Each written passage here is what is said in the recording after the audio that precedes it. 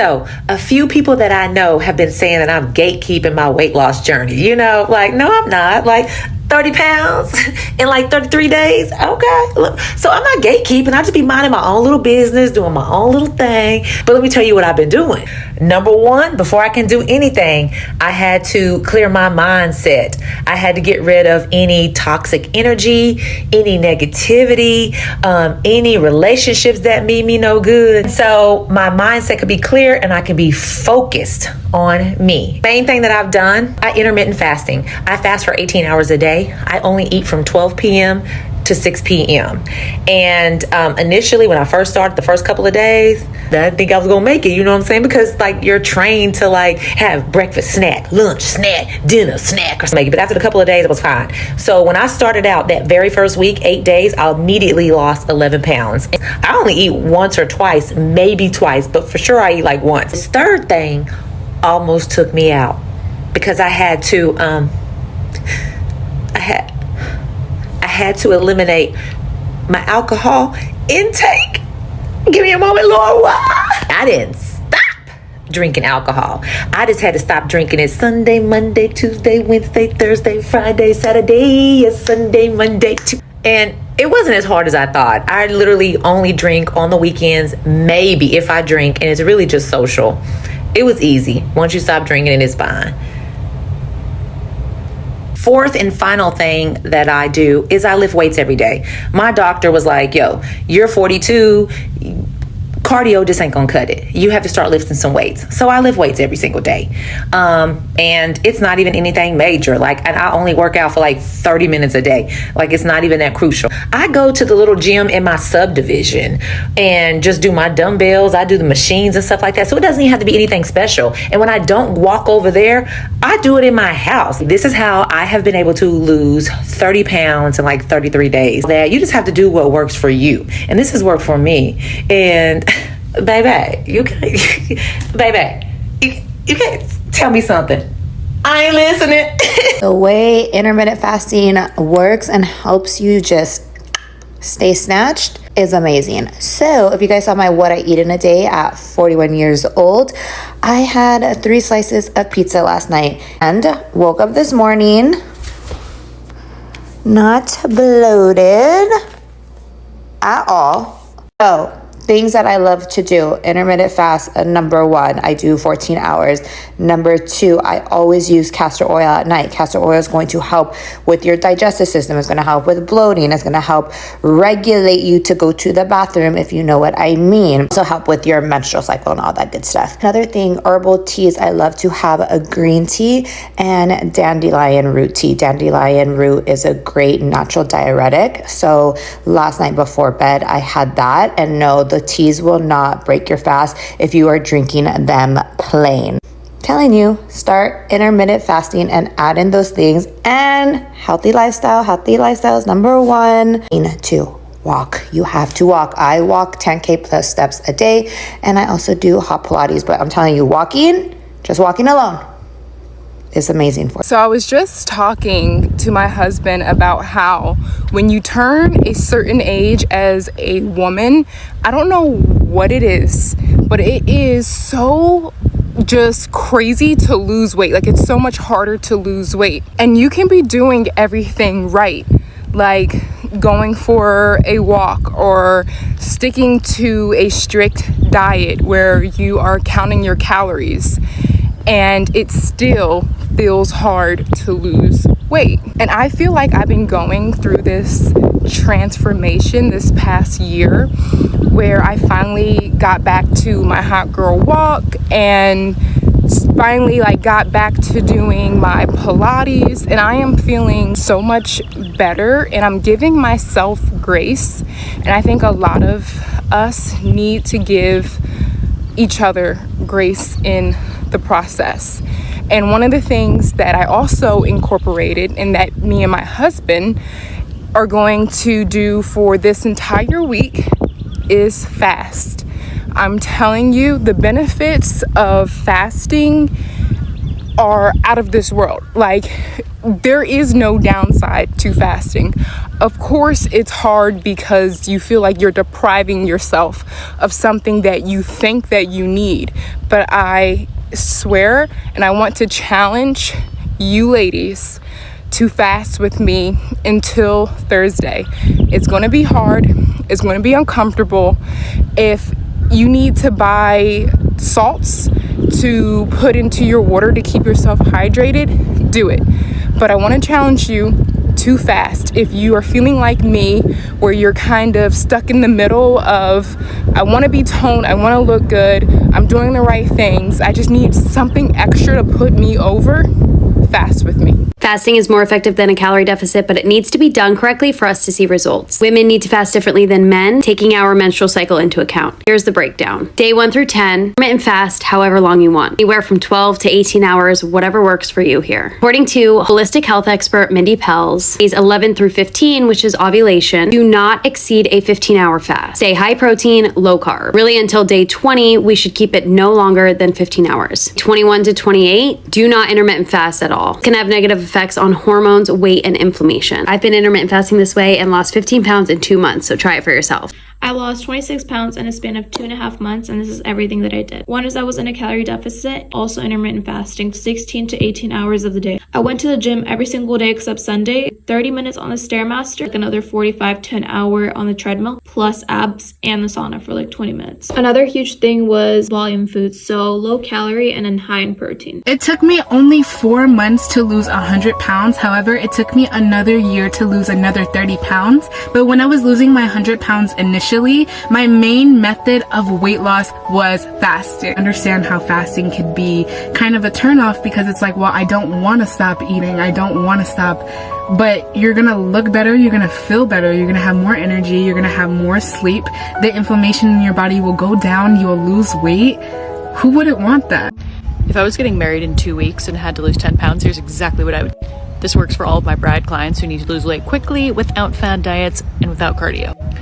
Fuck the stair stepper, fuck calorie counting. This is what you do instead. First things first, start your day with some water, not coffee. Not coffee. Massive cup of water, make it hot to get your bowels moving, if you know what I'm saying.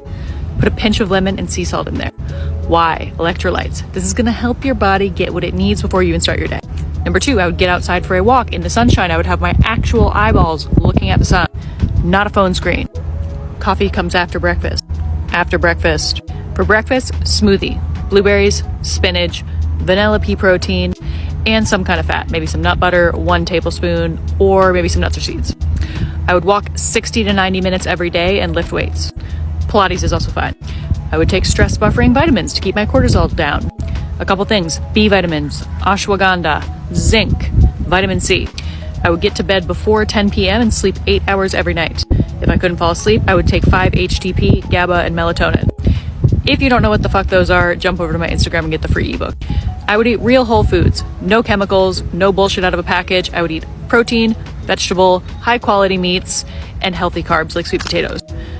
Kitchen would be closed by 7 p.m. and I would make sure that I'm not eating many carbs at night. All the carbs are gonna come at lunch. A lot of salads, a lot of dressings with olive oil to help me keep me satiated. Pro tip, olive oil serves kind of like a GLP-1, so instead of taking Ozempic, just have a tablespoon of olive oil, babe. This will help keep my hormones balanced and help me release toxins so that I'm not feeling puffy for my wedding day and can lose weight very quickly. If you want the full guide of how to do this, jump over to my IG, LINKNBIO. I have the full hormonal weight loss guide for all my brides. I also have a boot camp exclusively for brides launching in mid-March if you want to lose weight and get the exact proven protocol of how to do it. Black women, real fast, I want to show you what I eat to break a fast to help me lose weight, and what I want you to do to teach your body to utilize fat for energy instead of you craving carbohydrates for quick energy. This is a meal that will set you up to burn body fat when you stop fasting. Utilize fasting because fasting is your friend. You break your fast with a healthy fat like avocado. This trains your body to go for fat before it goes for craving carbohydrates. The problem is we've trained our bodies to crave carbohydrate when we want quick energy, but that quick energy leaves just as fast. Fat, it takes a while. Protein, it takes a while. for your body to metabolize, so you get a steady stream of energy instead of a quick high and then a quick crash, you know. So this is avocado, and then this is eggs with a little bit of cheese and sriracha that is sugar free on top. This is going to be your bread and butter anytime you fast. So I stopped eating around 9, right? And now it is 3:30. I fasted for, I don't know how many hours, but a lot, over 12. Anything over 12 into the 14 is going to get you into fat burning mode. And then when you do eat, you eat that fat and you eat that protein. So yes, I just wanted to get on here and show you guys, because nobody tells us anything. Women need a different fasting protocol than men. Why? Men have one hormone. It's called testosterone. And testosterone for a man works off a 24-hour cycle. And a man can fast pretty regularly and not mess up that hormonal cycle. Women, we operate off a 28 to 30-day cycle. Estrogen comes in the first 10, testosterone comes in the middle, and progesterone comes in at the end. So we have to fast according to this cycling of these hormones. Estrogen loves when you fast. Progesterone doesn't want you to fast. If your blood sugar goes down too much, you will tank progesterone. What do we crave the week before our periods? Everything. Ice cream, pretzels with pimento cheese dip. Am I getting too personal here? We craved carbs before our period because we needed glucose to be higher, and that internal mechanism inside our body increased the craving of carbohydrates so that we had enough resources to make progesterone. Don't fast the week before your period. So let me just summarize a few key takeaways. Start with intermittent fasting. Pay attention to the week before your period starts. And then the day you get your period, you go back to your intermittent fasting protocol. Is that correct? You got it. The only reason fasting helps you lose weight is because you're taking in less calories. If you don't eat breakfast or any meal earlier in the day, you're saving all those calories and not eating them and taking in less calories, and that's why you're making progress. I just finished my first 36-hour water fast, and I want to share my thoughts on fasting as someone who's experienced thyroid issues, insulin resistance, and as someone who never thought in a million years I would ever do any type of fasting, because I used to be very against it. Number one, if you do not have a healthy relationship with food, you shouldn't watch this video. Point blank period. You should not be consuming this content. This is not for you. You're on level 10 of the video game. Fasting is level 90. This is a very advanced technique, in my opinion, and it's not for everyone, and it should be used responsibly. Here's my thing with fasting and thyroid issues, okay? For years, I was an intermittent fasting girly from like 2015 paleo era to 2019. I skipped breakfast, called it intermittent fasting. I would do my first meal at noon or 1, and I would say, oh, I just feel so mentally clear and sharp, and I just feel so alert. That's because I was running on cortisol every day. Because when you don't eat, your body's gonna make more stress hormones, okay? So I think the way most people are going about fasting is completely ass backwards. Most people skip breakfast, they go to the gym, they have their first meal at noon, and they eat until 9 o'clock at night. And they do that every day for weeks, months, years on end. Your hormones, your hormones are going to catch up to that, in my opinion. I've just seen that anecdotally working with people. I've seen that bite people in the butt. And I don't think we were meant to fast every day for our entire life. I don't think we were meant to do 1 meal a day every day for months, if not years on end. I think that's a really bad idea. I'm gonna call this sporadic fasting. I don't know if that's a term, but that's how I see it. Think about our ancestors, okay? Would they be fasting every day just because? No, it would be when food was scarce. It would be sporadic, random. It wouldn't be this like structured schedule people make for themselves. And again, most people are fasting backwards, in my opinion. We are most insulin sensitive in the morning, meaning if you eat the oatmeal at 8 a.m., it's gonna spike your blood sugar like this. If you ate the oatmeal at 10 p.m., it's gonna spike your blood sugar like that. You could eat the same meal and get 2 different spikes because there's a circadian element to our blood sugar. So if we're most insulin sensitive in the morning, why aren't we eating in the morning? If anything, if you wanna do a condensed eating window, just close your kitchen later at night. Like, just cut out the late night snacking. My take on this is that I think people would have fasted very sporadically. So something I've been incorporating is a 24 to 36 hour fast once a month, if that. I don't even know if I'm going to do this every month. I think there's a lot of interesting research on how fasting specifically can increase something called akkermansia in your gut. We know the thyroid is very sensitive to inflammation in the gut. We know that 10 to 20% of your T4 to T3, your inactive T4 to your active T3, is converted in your gut.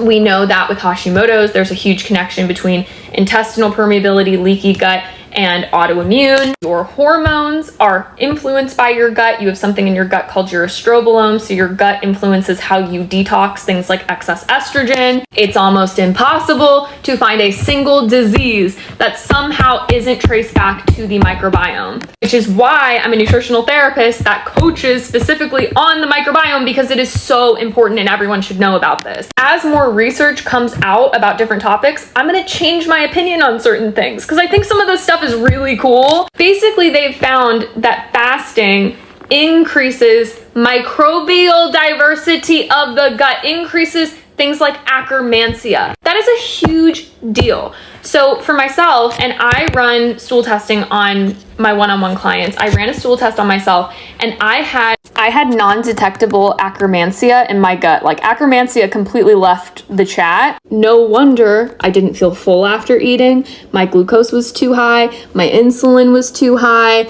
I have always felt like I have to work so hard to honestly maintain the most mid physique, if I'm being so honest with you. Low akkermansia is linked to prediabetes, type 2 diabetes, higher BMI, blood sugar issues. Blood sugar issues can impact how regular your cycles are. Blood sugar issues can impact your acne, your hair loss, your fertility, your PCOS symptoms, your hirsutism, sugar cravings, carb cravings, your mood. All of those things can be impacted by your blood sugar. How crazy is it? Our gut plays a role in that. So when I learned fasting can increase the amount of akkermansia in your gut, I was blown away. So I'm doing this primarily for gut benefits, which is crazy that not eating actually increases the good bacteria in your gut.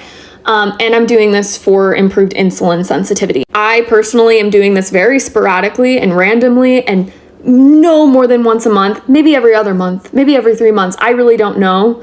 But I want to sprinkle it in just as an additional tool because I'm really curious to see what my labs are going to show up as in a couple months. And I'm going to take you along with me. I'll even show you like my thyroid labs and where things are at, but I haven't had any hair loss, any fatigue, any brain fog. Like, I haven't had any joint pain. I haven't had any like thyroid issues come up at all. And I monitor my thyroid labs like twice a year, usually once a year, twice a year. So I just think where we can get into trouble with the thyroid is very sensitive to, we don't want to be sending the signal to our body, there's a war, there's a famine. And I just believe personally that if you do one meal a day for a year, or just going to extreme measures, like with anything, you can overdo it. You drink too much water, it's not healthy for you. You overdo it in the gym, it's not healthy for you. Like, you can overdo it with anything. You can absolutely overdo it with fasting. I think most people who are very attracted to fasting are very all or nothing people, and they go to the deep end of the pool. Eventually, you're going to get diminishing returns from that. Fasting is sending a signal to your body that it's winter. Do you want to be sending a signal to your body that it's winter all year round? You're sending a signal that food is scarce. So how is that going to impact thyroid function? How is that going to impact things downstream? So I just think it's the overuse of fasting, like me that used to do intermittent fasting for years, and I just didn't eat till 1. Yeah, that led to hair loss and thyroid issues and hormone problems and heavy painful periods and a lot of downstream issues. So that's just my take. I think the research coming out about the gut microbiome and how fasting literally increases microbial diversity is so freaking interesting. This is what I tell people all the time. Don't let nobody throw you off your diet program or your exercise program. Listen, so it's day 36, right? All you gotta do is keep up with this program right here. First of all, we're not eating nothing on this list. Don't eat nothing on this do not eat list. Nothing, right? Then guess what? We starting to eat at 11 a.m. When you start your day, guess what? Eat you some fruit, right? Lunchtime, have you a nice salad, some healthy, right? Same thing with dinner. Have you some nice healthy, right? Or eat you some fruit at the end of the night. But guess what? We stop at 7 p.m. So what we doing is we eating in an 8-hour window, and we fasting 16 hours all the way from 7 p.m. all the way to 11 a.m. overnight. That's all you gotta do. Keep up with that program. And if you have a bad day, guess what? Don't worry about it, right? Don't worry about no bad days. Keep it moving. Keep it moving. Everybody have bad days. Everybody cheat here and there, but guess what? Try your best to eat none of these things that's on this list, and try your best to eat in a healthy meal. Fruit, salad, vegetables. If you gotta eat some, bake it. Don't fry it, right? Because remember, on the list it say don't eat no fried food, okay? This is what we're doing. So lately, I've been putting on clothes that I didn't fit in for a long time. And I was pushing a large, by the way, this is just me. I don't want anybody to get offended with whatever I'm gonna say. I'm just saying this because of my journey and what I'm going through, okay? Just saying that. But I am back to the sizes I used to wear 5 years ago. And I feel like myself 5 years ago, but enhanced, better. I feel amazing. And to fit in clothes that I never thought I would fit in again, and feel like they're big for me now, is a whole different type of like, just, it's so great and it makes me so happy. And you guys keep telling me like, don't get skinny. Listen, you guys, it's not about my appearance. It's not about the physical. Never about the outside, you guys. Like, I just wanted to be I just wanted to be healthy. I didn't feel good saying that, but now, listen, girl, I'm just a whole different person. I'm a whole different person. I'm unstoppable. That's how I feel now. I just got back from a run, by the way. That's why I'm all sweaty. But I love you guys. I hope this inspires you. I say this, you could pull yourself out of anything. I did it. You can too. This is the simplest and easiest way to start intermittent fasting for beginners, get really good results. I'll even show you a free app that I just discovered if you want to track your progress and make it a little bit more fun. And you guys, if I can do this as a busy mom with 4 kids, you definitely can do this, because it's not about dieting anymore. It's all about feeding and supporting your hormones and your metabolism and tapping into the anti-aging benefits of intermittent fasting. So here we go. Here are 5 things that you want to start with. So number 1 is you're going to choose a fasting method. Now choose something that you can actually stick with even for a few days to see how you like it before you switch it up. It's not a competition, see how long you can go for. I personally do the 14-10, but do what works for you. Number 2 is pick a flexible fasting schedule so you can switch up from day to day. So for example, if you pick a 14-10, that's what I often do, and you stop eating, say at 8 o'clock at night, you're not going to start eating again. You're not going to break your fast until 10 a.m. the next day. But say the next day you go out and you stop eating at 10 o'clock, you would start your fast at 10 o'clock at night, and then you would start it again the next morning, or I guess it would be afternoon at 12 p.m. So adjust it to your schedule. Number 3 is make sure you're super hydrated, because this is going to be super painful. You're going to be super hungry and feel cranky if you're not hydrated.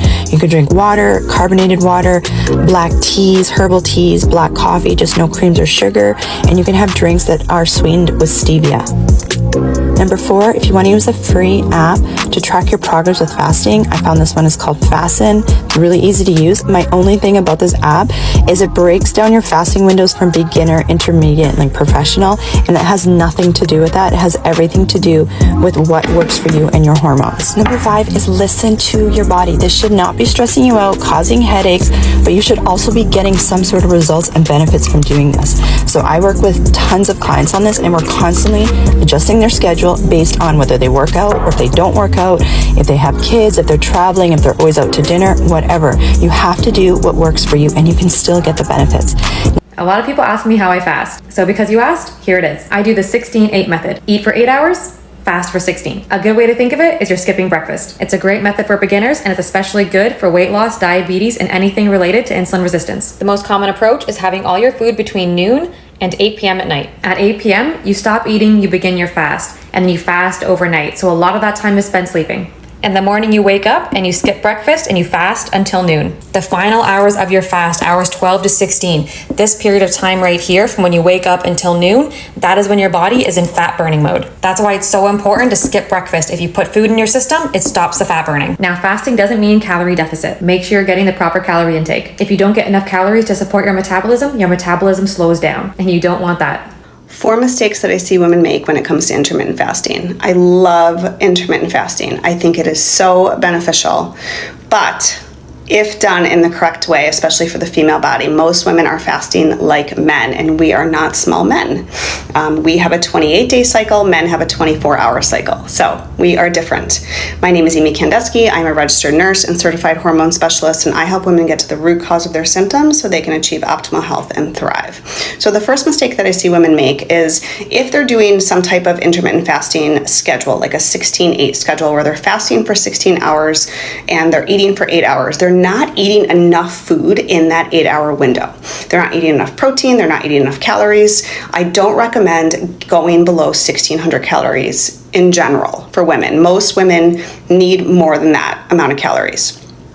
So a lot of times I see women just not eat breakfast and now they're just eating lunch and dinner, and it's not enough calories, and they're undernourished, they're underfed, and their body does not feel safe, so it cannot lose the weight. It cannot lose the extra weight. The second mistake I see women make is not hydrating while intermittent fasting. So when we eat food, that actually is a source of hydration.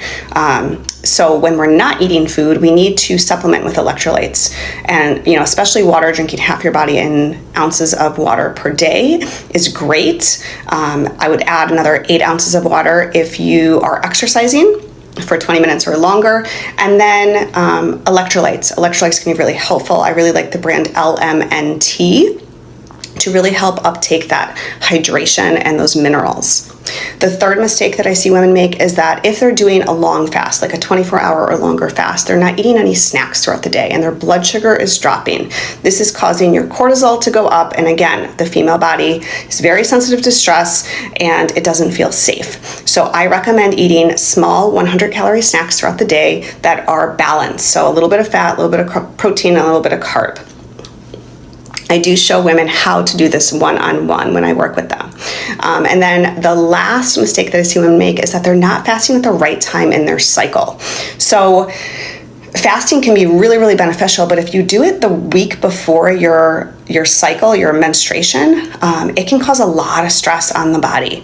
And that is actually a time where you need more nutrients and more calories. So this can actually cause more stress as well on the female body if you're doing it at the wrong time in your cycle. He said if you eat 1 meal a day and fast 3 days out of a month, he said you'll hardly ever get sick. He said, but if you don't want to ever get sick, just eat 1 meal and then nothing the next day and then eat 1 meal every other day. Think about that. He said that at the most you may get sick once every 2 or 3 years. He said, but if you want to take it to another level, like the ancient patriarchs that lived to be 1,000 years of age, did you know that all the way from Adam to Noah, the average life expectancy for man was 912 years of age? Regular years the way we count. Adam was 930 when he died. The oldest man in the scripture is named Methuselah, 969. How'd you live to be almost 1,000? He ate 1 meal, fasted 3 days, and then ate another meal. When you are in a fasted state, the longer you're there, the most famous study was out of MIT, 24-hour fast. You start to get these stem cells into the gut that repaired the gut. But when you're in a fasted state, these bad bacteria get starved out. And when they get starved out, there's an opportunity. Now, second thing is that first meal matters. That first door into your food matters. And if you bring in probiotic, prebiotic, polyphenol foods, my favorite thing to break a fast with for years was an avocado with sauerkrauts and hemp seeds on top of it. If you bring all of that in, now you're actually feeding those good bacteria and you're helping them grow. We see microbiomes change within weeks.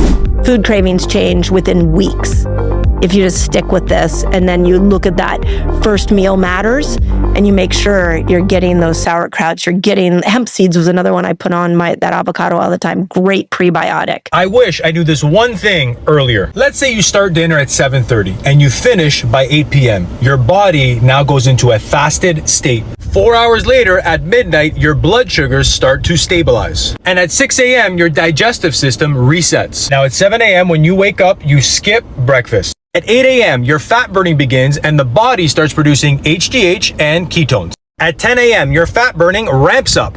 This is where your body is melting belly fat as fuel. When noon hour hits, this is when you break your fast. Now, this is where most people mess up because breaking your fast is just as important as the actual fast. Keep watching. When breaking your fast, you have to prioritize protein, fats, and fibers. Skipping breakfast has been an amazing way for me to keep all my belly fat off and save money. It also keeps me more energized and focused than I've ever been. Like, comment, and share if you found any value in this video. And always remember, guys, health is your real wealth.